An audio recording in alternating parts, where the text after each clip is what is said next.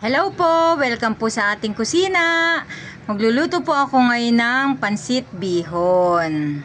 Ito po yung mga kailangan ko. Una po muna, gigisa ako ng bawang. Isusunod ko na po ang sibuyas. Yan.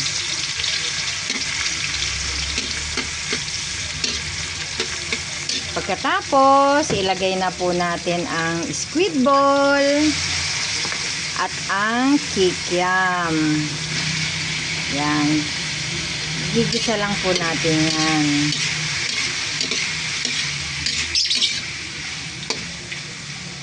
Hayaan muna natin maluto ang ating squid ball at kikiam.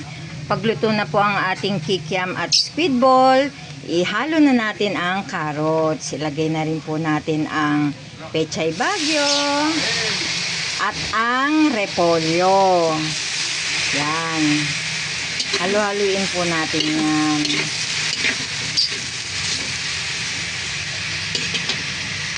Ilagay na rin po natin ang celery. Yan. Timplahan po natin siya. Timplahan po natin yan ng paminta at ng toyo. Yan, para magkaroon po siya ng lasa.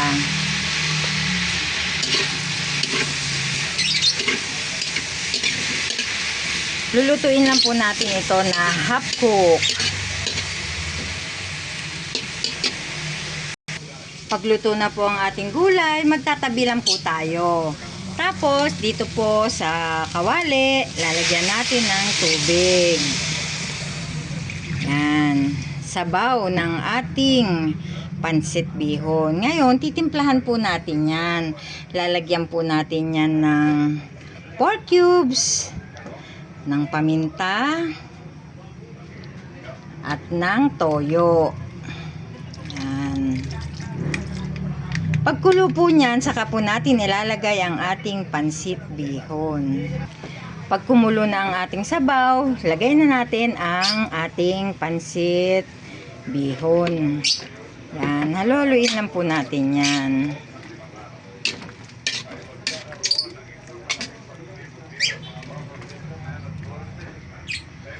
Pakuluin po muna natin ulit. Pag kumulo na, ilagay na natin ang ating sahog sa ibabaw. Yan. Halo-haluin lang po natin yan. Yan. Luto na ang ating pansit bihon.